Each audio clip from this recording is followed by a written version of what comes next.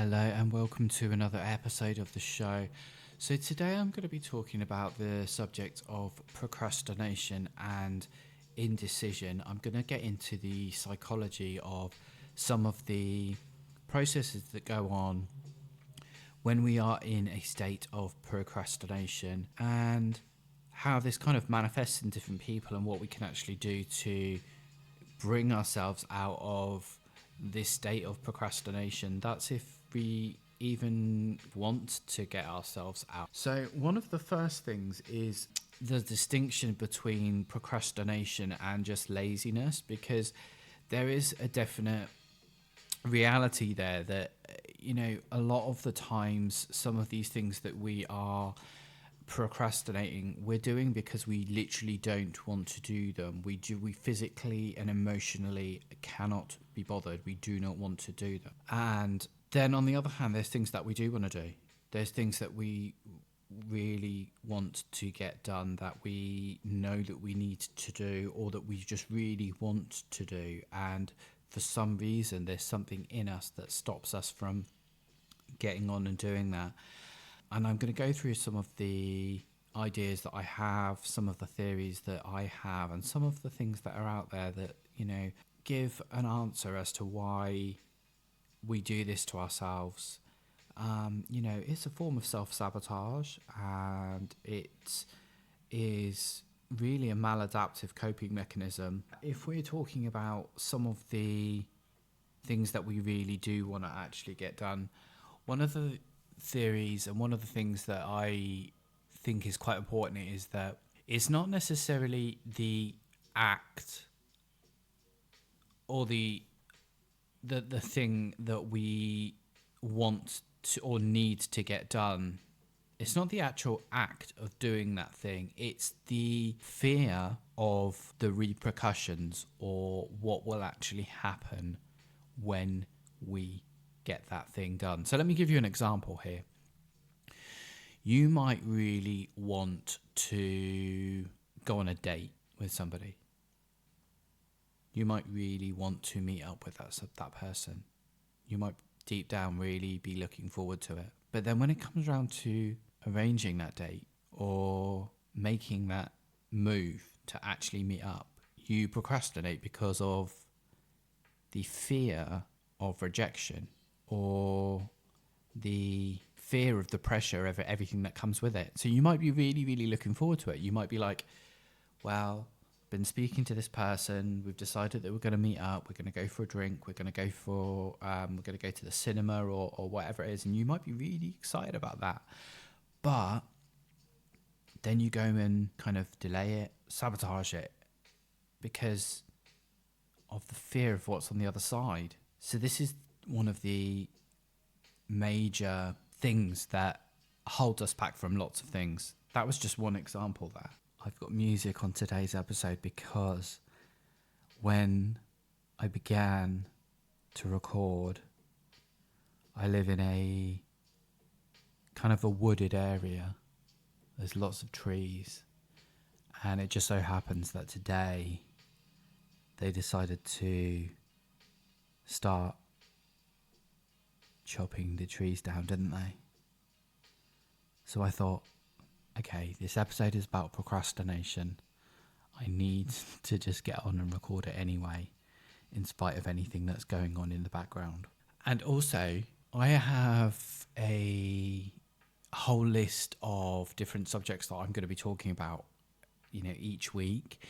And I was very indecisive about what I was going to do as my next subject. So I thought to myself, well, nothing better than to do it actually on the subject of procrastination. So here we are. But ultimately, procrastination is a form of avoidance.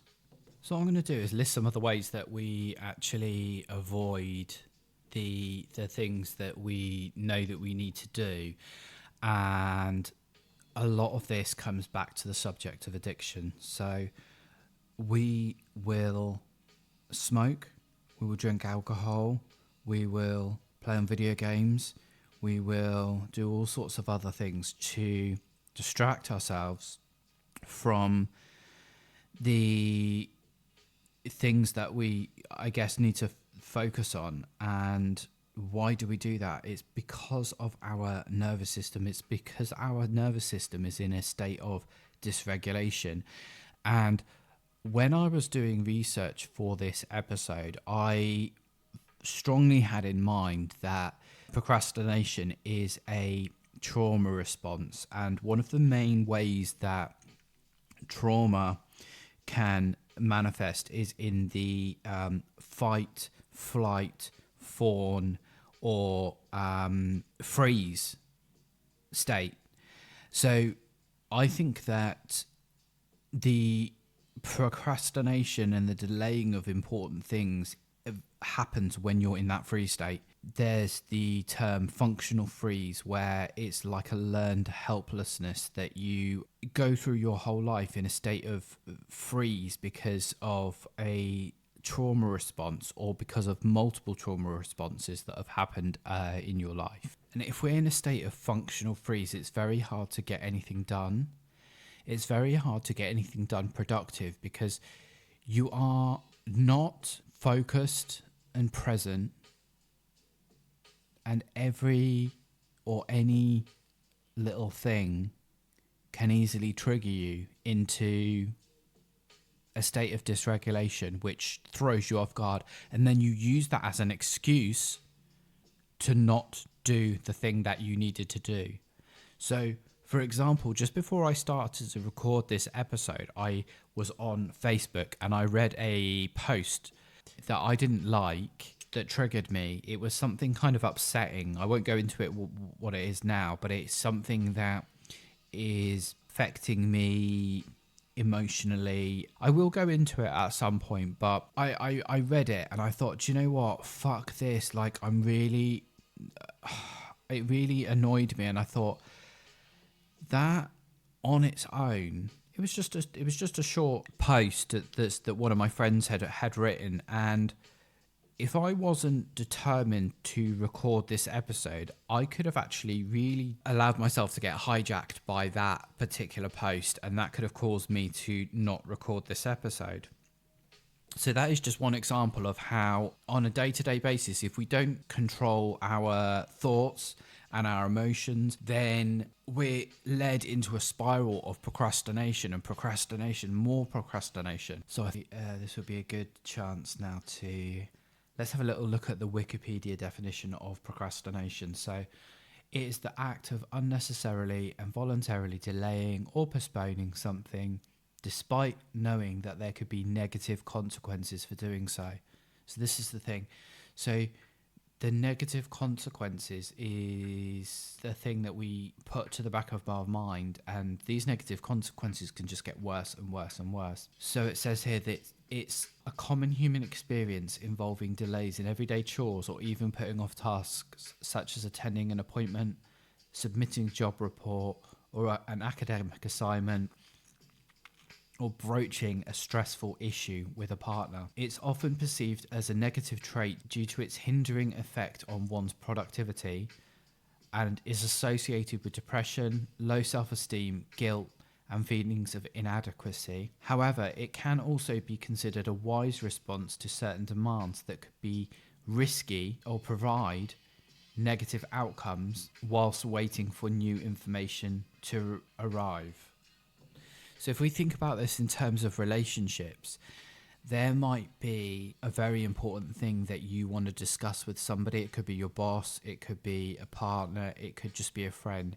It could be something that's been building up for ages and ages, and you procrastinate, not necessarily because of the inability to verbalize what you need to put into words, but because of the fear of their reaction and the consequences that you are going to have to live through if you say the thing that you want to say. And this can be on a small scale with, as I said, just like one person. It could be a big scale. You could be like afraid to say something online or afraid to really voice your opinion online. Maybe like in a Facebook post, for example, because of the fear of what people's reaction's going to be.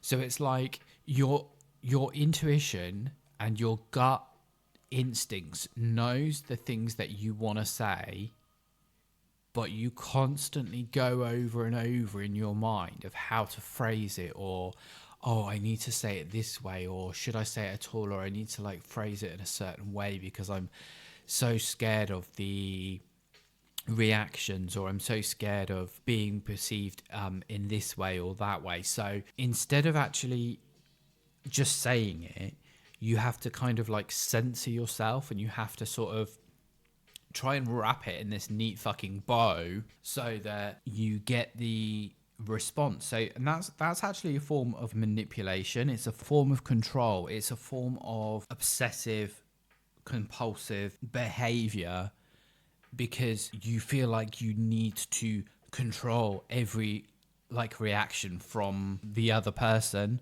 or from a whole group of people. So in this particular example, so say for example you're procrastinating, you are delaying a conversation that you know that you need to have with somebody. I guess the anecdote for this is to just say it, and try and say it in a way that I guess is not going to hurt the other person. I am really guilty of not thinking about the other person's reaction and maybe saying like too much, or saying in a way and not thinking about what the other person is going to react, like how they're going to react. So, for example, I wanted to say something to a certain person yesterday, and I actually wrote out what I was going to say, and then I put it into Chat GPT because I was like, how is this going to come across? And Chat GPT told me that the way that I'd said it was too confrontational and that I should rephrase it in a certain way. So how funny is that, that some of us literally have to ask other people's opinions or ChatGPT in order to say what you want to say to somebody, because you care so much about the reaction of the other person that you really just need to get it right. One of the ways in which I've been burned with this, which is why I'm more conscious of it now, is because of a term which is known as emotional intelligence. I used to work in a big office, and I was very vocal, and I was very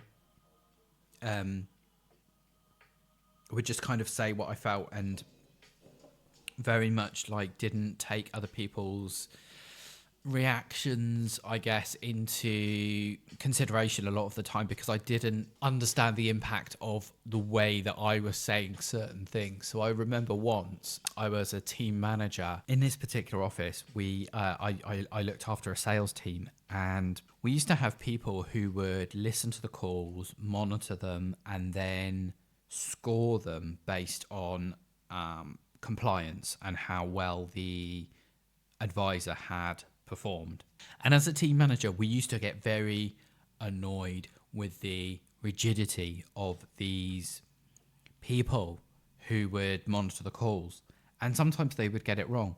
And if they got it wrong based on the fact that they are like the risk department for the call center, as a team manager, this would be like an absolute field day. And I remember once, one of my team members had a call marked down really badly, and I listened to the call myself, and I was like, no, this person's got it wrong. They've got it completely wrong. So what did I do? I took the report, went up to the other floor where this risk department person was sat, and went and in front of a whole bunch of people pointed out her mistake and laughed.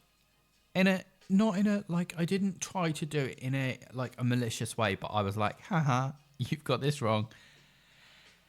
Anyway, after that, I got into serious trouble, and I got a report basically saying that I was insensitive, that I was, didn't think about people's feelings, and I had to go and do a course on emotional intelligence, which was like, Oh my god, this is such a joke. But like that is one of the fun fucking things about working in compliance and working in a call center. But how does this relate to procrastination? Because what happens is you fear things because of previous negative experiences. So that for me was a negative experience having to do an emotional intelligence course. And also it makes you question, like, oh my god, am I like this with everybody? Does everybody think that I'm kind of rude or obnoxious or whatever? And actually, like, this did happen in another job that I was in. So I think that you go through life, like as a child, you are fearless and you say what you point things out, you say the truth, you behave in like an authentic way. And then the more and more you go through life and you're told, oh, you shouldn't have said this, or be quiet, or do this in a certain way, or whatever, or like your feelings are invalidated, or your emotions are invalidated, or the things that you say are wrong, then you learn that you have to start censoring yourself, and you become scared and you become cautious. So really, I think basically there's like this balance like that we have to come to. There's this like balance of being authentic, saying the things that we want to say, but also having to take other people's reactions and opinions into consideration. And that's one of the tricky things in life. Another reason that we might procrastinate is because we might suffer from chronic perfectionism. So perfectionism is a side effect of something called toxic shame. And toxic shame is a subject which is heavily discussed in a book called Healing the Shame That Binds by John Bradshaw. And I'm going to read a small section from this book here just so that you can kind of understand, so that we can kind of get a bit of an understanding of how toxic shame, which is this kind of like core shame, not that you have done something shameful, but that at your essence, at your core, that you as a human being are fundamentally flawed and shamed. So perfectionism is a family system rule and a core culprit in creating toxic shame. We see it in both religious and cultural systems. Perfectionism denies healthy shame. It does so by assuming we can be perfect. Such an assumption denies our human finitude because it denies the fact that we are essentially limited. Perfectionism denies that we will often make mistakes and that it's natural to make mistakes. Perfectionism is involved whenever we take a norm or standard and absolutize it. Once absolutized, the norm becomes the measure of everything else. We compare and judge according to that standard. In school, we were compared to the perfect mark. As we failed to make that mark, we were graded on a descending scale, the lowest mark being an F. Think for a moment of the symbolism of the F as a mark. It's associated in mental imagery with the word fuck. When a child becomes a failure in school, it's not long before there's an association with being a failure as a person, i.e. a fuck up. Children get this association very quickly in school. They associate bad grades with being bad or a defective person. And most often the children who are failing are already shame-based when they come to school. In fact, their shame causes their school failure. As they fail in school, their internalized shame deepens. Toxic shame begets toxic shame. Everybody has got different levels of toxic shame and it manifests in all different ways. And when you become aware of the concept of toxic shame, it's like one of those aha moments where you're like, Oh my God. Like, look at how fucking dysfunctional our entire society is because it's all based on toxic shame. Getting back to the subject of the show today, which is procrastination. If we suffer from toxic shame and we suffer from perfectionism, then really there's a very good chance that we are going to live our whole lives in this chronic state of procrastination because we're afraid to move left, we're afraid to move right, which also ties in with this freeze state. Going back to laziness, I think also we need to think about one of the reasons that we might procrastinate is because we think,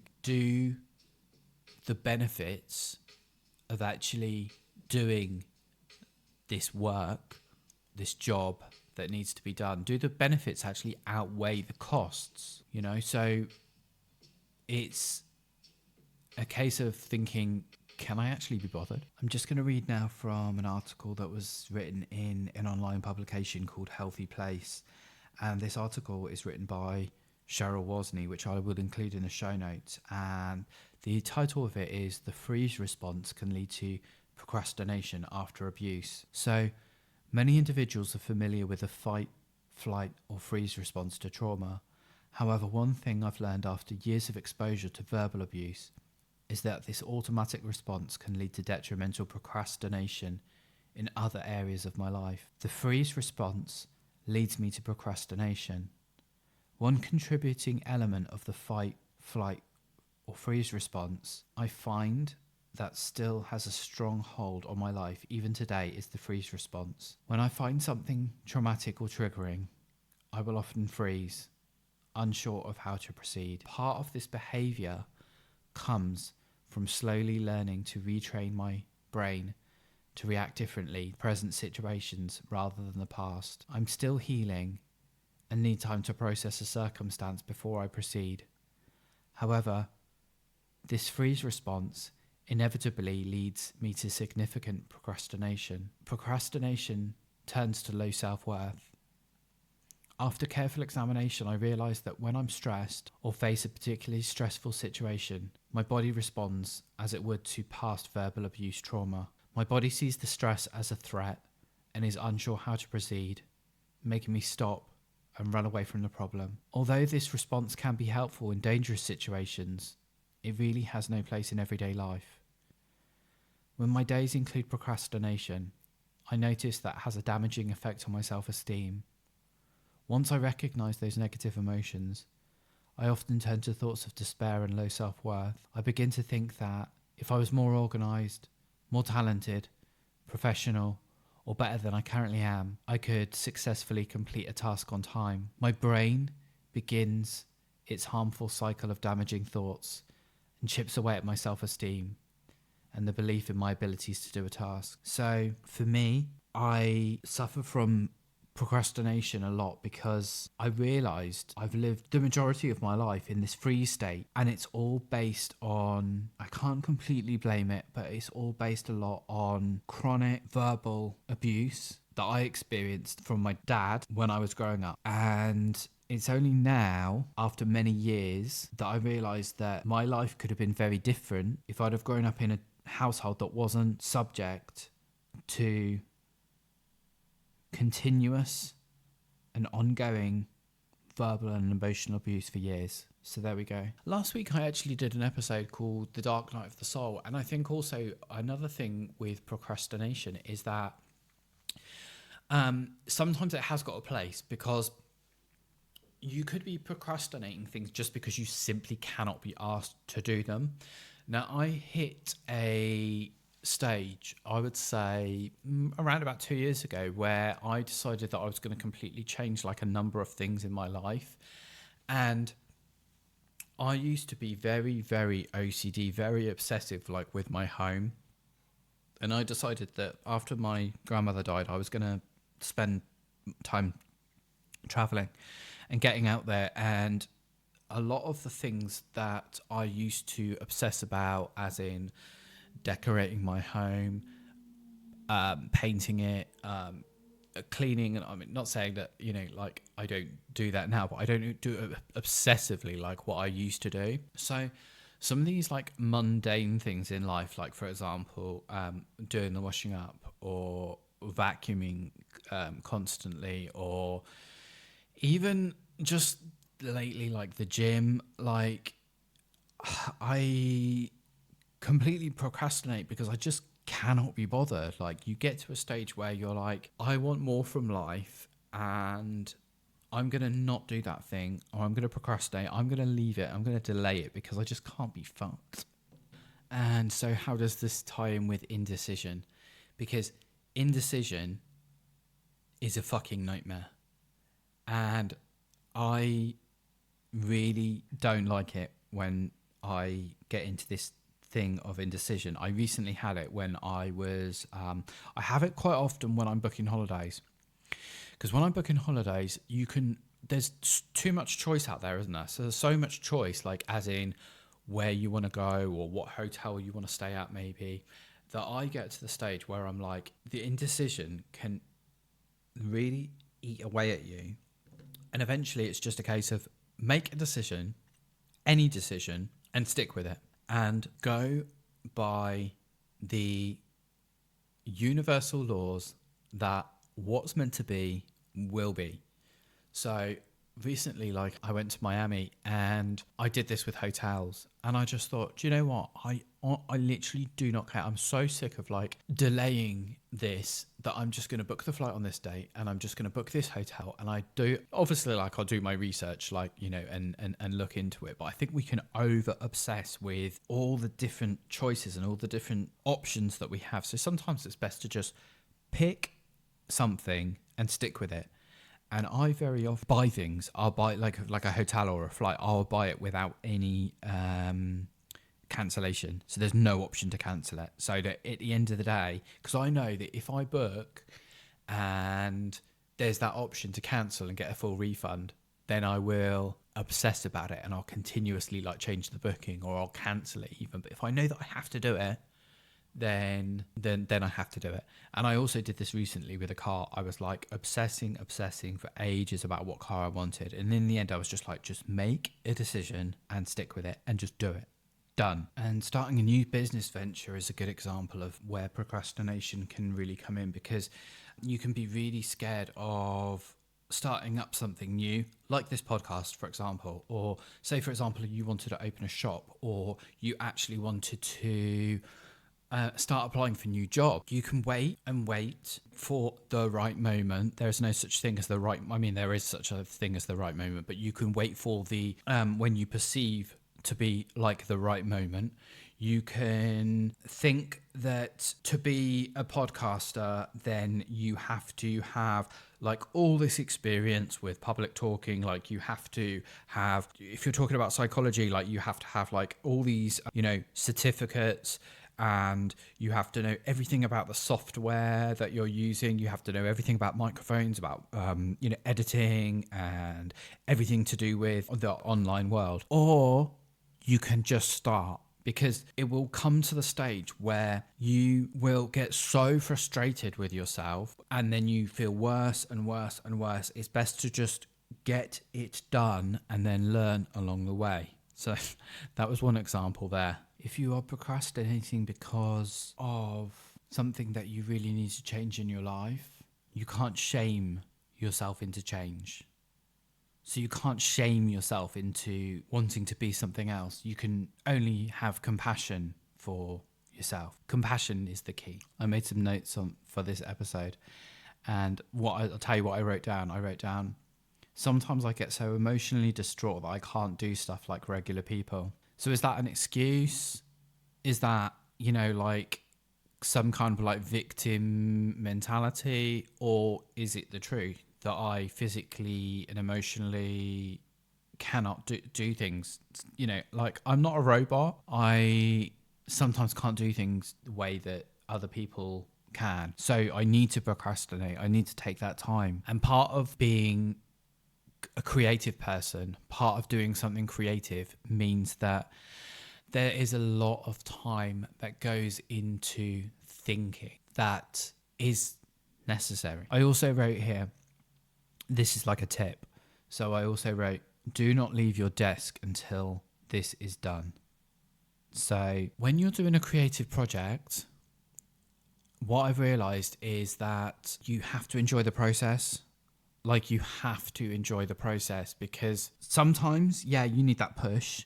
Sometimes you just need to get it done because it is about the result. But in order to want to carry on doing things, and in order to have that motivation to come back and do it again, you need to enjoy the process. And that is something that I'd say the majority of us, a lot of us, really struggle with. Being present, being present and actually just enjoying the process for what it is. The magic and all we have is now. So the magic is in the now. And that's something else that I wrote down. Romanticize the task.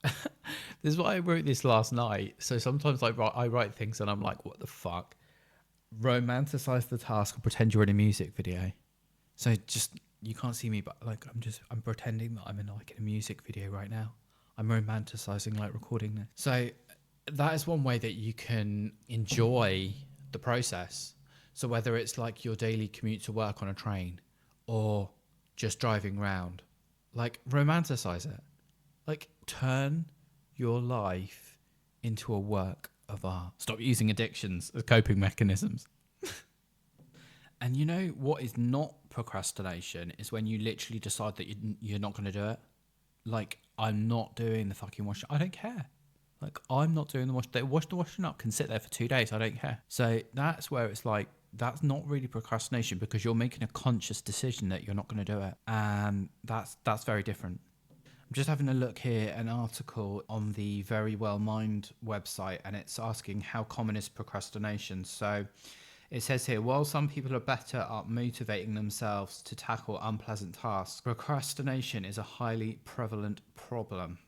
Among college students, nearly all admitted to procrastinating sometimes, while 75% describe themselves as habitual procrastinators. I used to procrastinate at school because I fucking hated it. I used to procrastinate at college, which was called sixth form, but because I fucking hated it. Because the subjects that we were given the choice of picking, as in I chose geography, I chose French and sciences and English literature, I found the way in which we were taught just really, really boring. I would sit there and zone out. And this was when I was 17. I would sit there and zone out. And then when it came around to doing homework or handing in assignments, there was no enjoyment.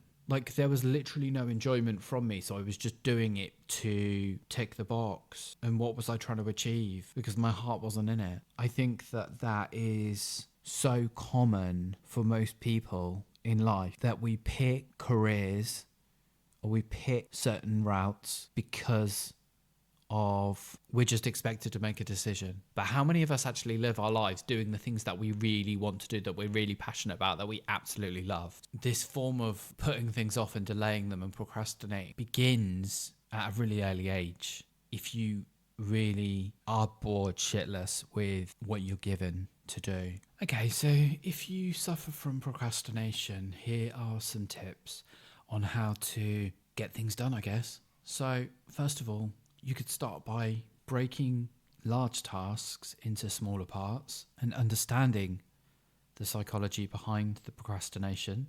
Procrastination often arises when we feel overwhelmed by the size or the complexity of the tasks. So if you break things down into smaller parts, it can be less intimidating and easier to manage. Another tool is to set realistic deadlines.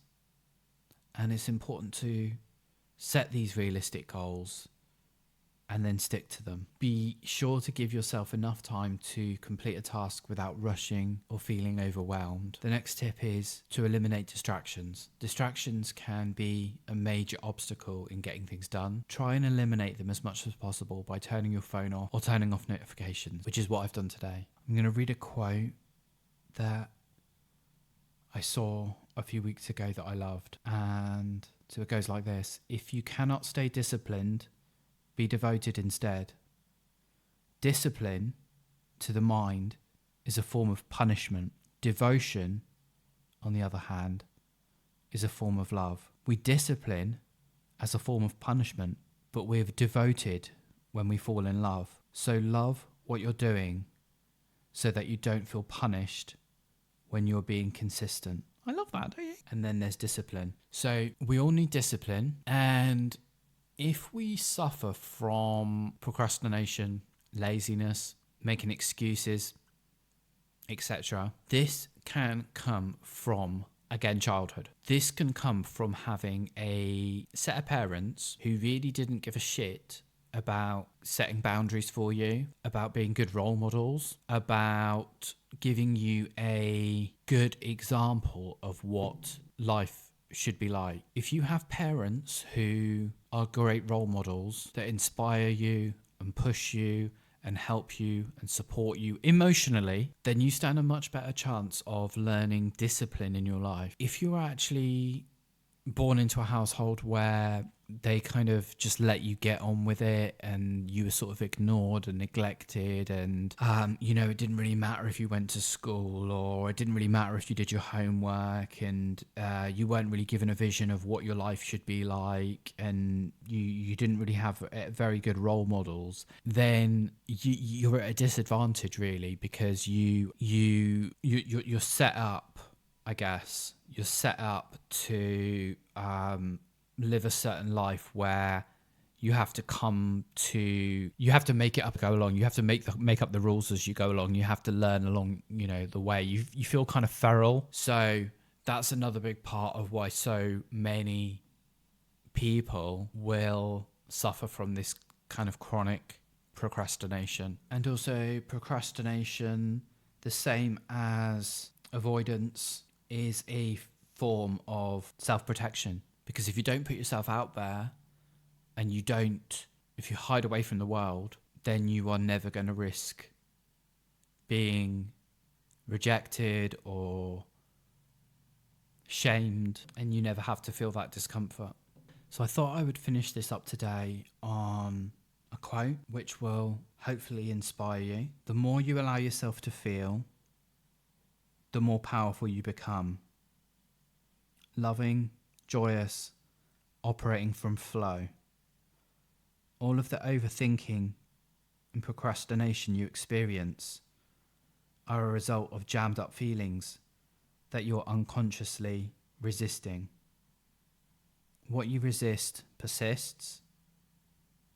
Many live a life never knowing how to keep the river of internal sensations flowing.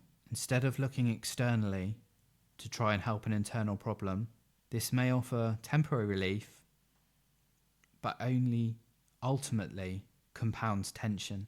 This massively stifles your potential to shape your reality into your desired form and cuts you off from the infinite abundance and natural harmony that is your nature. Learning to operate in harmony with the way all of life's treasures flow to us effortlessly. Life is a series of natural and spontaneous changes. Don't resist them. That only creates sorrow. Let reality be reality. Let things flow naturally forward in whatever way they like. So that's all I've got for today. Thank you for listening. And please follow and rate the show. And also follow me on Instagram. The show is called Ascending the Abyss. And I'm Paul. Until next time, thank you.